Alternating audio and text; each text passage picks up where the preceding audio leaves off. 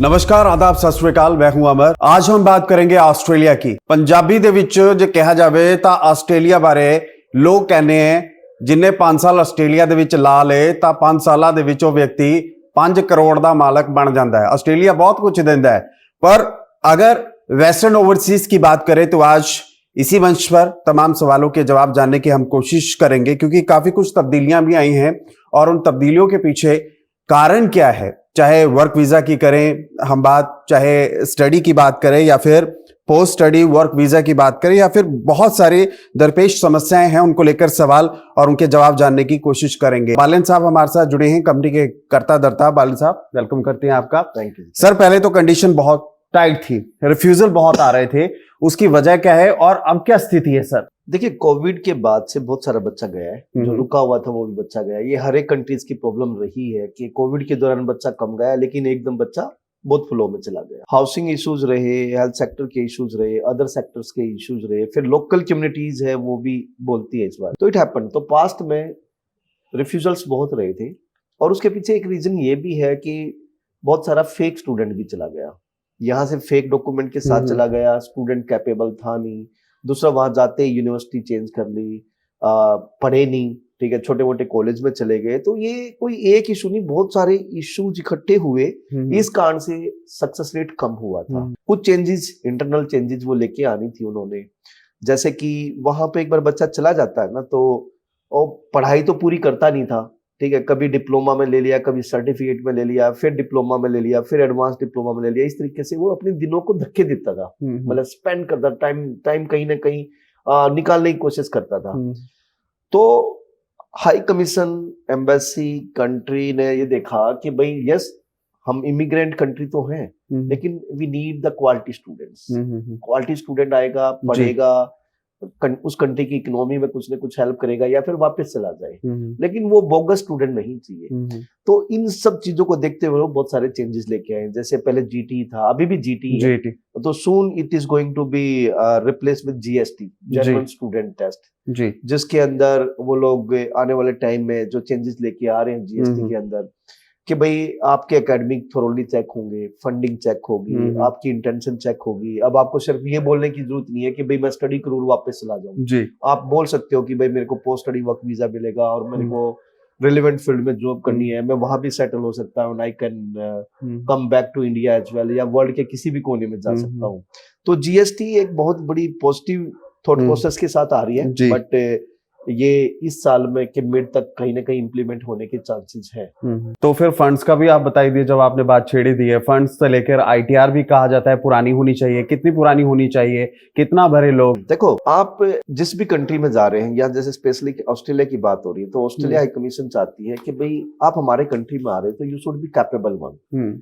आपके पास sufficient funds होने चाहिए, और फंड के सपोर्टिंग लेटर्स होने चाहिए। और फंड तो मतलब फंड्स का मतलब आपको 1 साल की ट्यूशन फीस, 1 साल की living cost, return air fare, ये आपको दिखानी है। लेकिन साथ साथ में ये भी दिखाना है कि भाई नेक्स्ट ईयर भी तो आपने पढ़ना है, तो आपकी फैमिली की इनकम क्या है जी। तो पहली बात तो आपके पास फंड्स जेन्युइन होने चाहिए विद सोर्स, या फिर पुराने पैसे होने चाहिए। लेकिन नॉर्थ इंडिया की प्रॉब्लम क्या है, या इंडिया की प्रॉब्लम क्या है कि हम प्रॉपर्टी में इन्वेस्ट करते हैं जी। हम अकाउंट में पैसे नहीं रखते, अकाउंट में पैसों का फ्लो नहीं होता। आए एक बार डाल दिए, एम्बेसी को लगता है इट इज मैनेज्ड जी, इट इज मैनेज्ड, ये एक जेन्युइन फंड्स नहीं है। तो एम्बेसी चाहती है कि 3 महीने पुराने मिनिमम फंड्स हो, 6 महीने पुराने होते it will be more better, या फिर करंट पैसे हैं तो it should be with source. साथ साथ में जैसे मैंने बताया कि जो आपको स्पॉन्सर कर रहे हैं, इमीडिएट स्पॉन्सर होते हैं, जैसे मम्मी पापा जी, दादा दादी, नाना नानी, भाई बहन, या फिर आपका स्पाउस जी, या फिर आपके in laws, father in law, mother in law, इनकी जो भी स्पॉन्सर कर रहा है, इनकी एनुअल इनकम स्ट्रॉन्ग होनी चाहिए।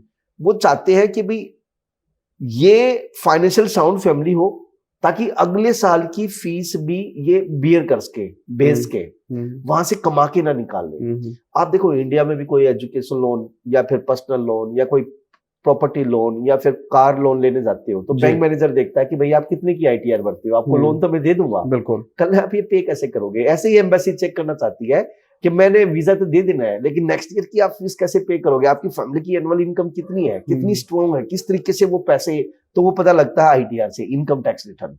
इट शुड बी जी। स्ट्रॉन्ग। जी, 12-15 लाख रुपए की जितनी, ये तो मिनिमम क्राइटेरिया है, होनी ही होनी चाहिए। तो 12-15 लाख रुपए कमाने वाला आदमी अपनी फैमिली, अपने बच्चों को पढ़ा सकता है। तो वो आईटीआर, आप बिजनेस करते हैं तो बिजनेस की आईटीआर होनी चाहिए, जॉब करते हैं तो जॉब की आईटीआर होनी जी। चाहिए, एग्रीकल्चर करते हो तो एग्रीकल्चर की आईटीआर होनी चाहिए, कोई और किसी टाइप का बिजनेस है या फिर प्राइवेट सेक्टर में जॉब है तो वो आईटीआर उस प्रोफेशन से होनी चाहिए, और सारे एविडेंस भी होने चाहिए। जी जी। ऐसा नहीं कि सिर्फ एक आपने आईटीआर दे दी। आप जॉब करते हो तो जॉब के एविडेंस दो, जिसमें सैलरी अकाउंट स्टेटमेंट, आपका पीएफ, जीपीएफ, ईपीएफ की स्टेटमेंट होनी चाहिए, आप डिपार्टमेंटल आईडी कार्ड जी होना जी। चाहिए, आप बिजनेस करते हैं तो आपका बिजनेस का रजिस्ट्रेशन होना चाहिए, रेंट एग्रीमेंट हो या प्रॉपर्टी आपके नाम होनी चाहिए जहां पे आप, जिस प्लेस पर आप बिजनेस कर रहे हो, करंट अकाउंट जी स्टेटमेंट जी होना जी। चाहिए, जीएसटी की रिटर्न होनी चाहिए। ठीक है, तो ये सारे के सारे डॉक्यूमेंट एम्बेसी मांगती है, जिससे जी। ये लगे कि यार yes they are the genuine candidate.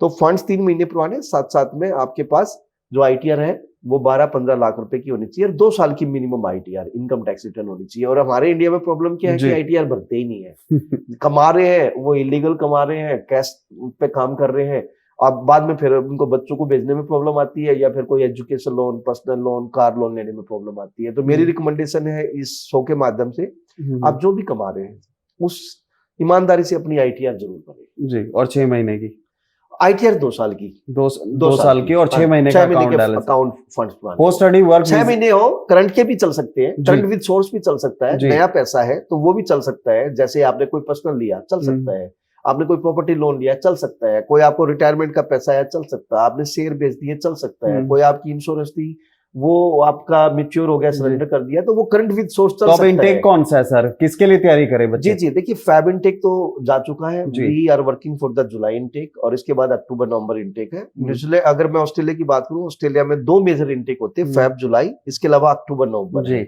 लेकिन जैसे कोई प्राइवेट कॉलेज है तो उसके रैंडमली हर महीने भी इनटेक हो सकते हैं, लेकिन अगर मैं गवर्नमेंट कॉलेज या यूनिवर्सिटी की बात करूं तो 2 मेजर इनटेक है, फैब और जुलाई, और October November can be with limited programmes.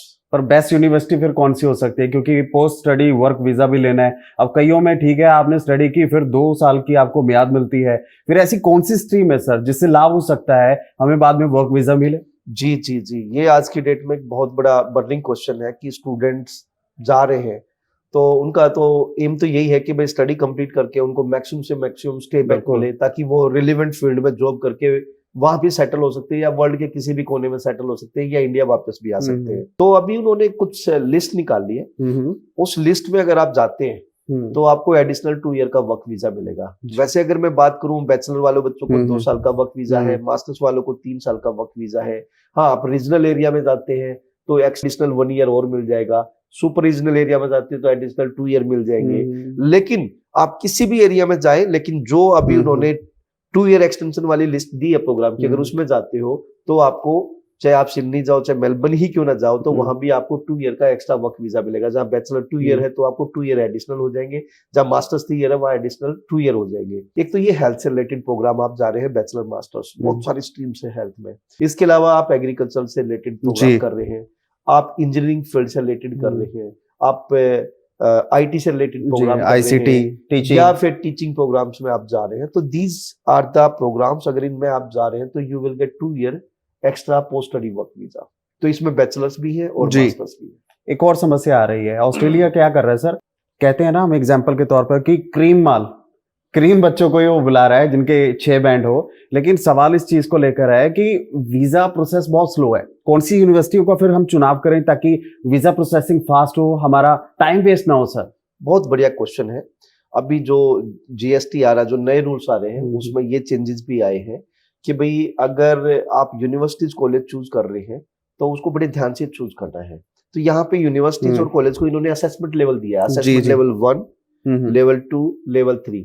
3 का मतलब हाई रिस्क, 2 का मतलब मीडियम रिस्क, और 1 का मतलब लो रिस्क। ये यूनिवर्सिटीज और कॉलेज को असेसमेंट लेवल जो मिलते हैं, ये इनके पिछले लास्ट 1 ईयर का स्टैट उठा के, कितने बच्चे गए, इनका इंफ्रा कैसा है, एजुकेशन सिस्टम, कितने बच्चे पढ़ रहे हैं, कितने इनके रिजेक्शन आए हैं, इस बेस पे उनको लेवल मिलता है। तो अभी जो रूल चेंज हुए हैं उसमें वो बोलते हैं कि भाई, होम अफेयर बता रहा है कि भाई अगर आप लेवल 1 यूनिवर्सिटी में आएंगे तो या कॉलेज, लेवल 1 कॉलेज या यूनिवर्सिटी कुछ भी है, अगर उसमें बच्चा प्रोसेस कर रहा है अपनी फाइल तो वो वीजा प्रोसेस फास्टर कर देंगे, रिजल्ट फास्टर कर देंगे। लेकिन वही अगर लेवल 3 में जा रहे हैं तो प्रोसेस आपका थोड़ा सा स्लो हो जाएगा। तो आप वेस्ट ओवरसीज की नियरेस्ट ब्रांच में आके चेक कर सकते हैं कि कौन कौन सी यूनिवर्सिटीज और कॉलेज हैं जो असेसमेंट लेवल 1 में है, कौन सी 2 में है और कौन सी 3 में है। कोशिश करें लेवल 1 में, अदरवाइज लेवल 2 और 3 में भी वीजे हैं, लेकिन उसमें प्रोसेस थोड़ा सा स्लो हो जाएगा। बहुत बहुत धन्यवाद सर आपका, बहुत ही you. बेहतरीन तरीके से आपने एक चीज को क्लियर किया है। तो प्रदीप बालियन साहब ने समझाया आपको कि क्या कुछ जरूरी है और किस तरह से आपको पोस्ट स्टडी वर्क वीजा मिलेगा। फिर अमर सर यहाँ पे मैं एक चीज और बोलना चाहूंगा, वेस्टर्न ओवरसीज को क्यों चूज करें। एक तो अगर ऑस्ट्रेलिया जाने वाले बहुत बच्चे हैं तो ये क्वेश्चंस रह गया था। हमारा मेलबर्न में ऑफिस है और we are the immigration lawyer. अच्छा। तो अनिल सर है, he sit in the Melbourne office and वो सॉलिसिटर है, उन्होंने लॉ की है।